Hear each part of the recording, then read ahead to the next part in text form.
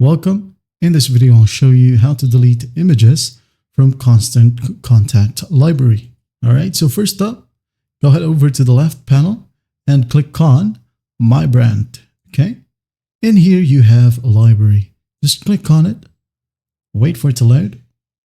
Now, once it loads, you can go ahead and locate the image where you wanted to delete. For example, this image right here. All right, Museum Berlin.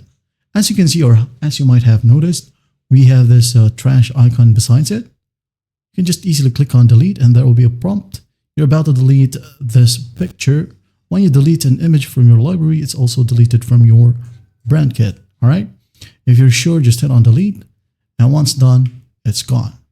If you want to delete multiple images, as you can see, we have these check boxes. All right. You gotta want to tick on it besides the image. And as you can see, it is being highlighted. Now, for example, I wanted to add in some more. Maybe this picture right here. We have 1 and 2. After that, go ahead and go to the top and hit on delete. All right. It says here delete 2 files. If you're sure again, just hit on delete. And once done, it's gone.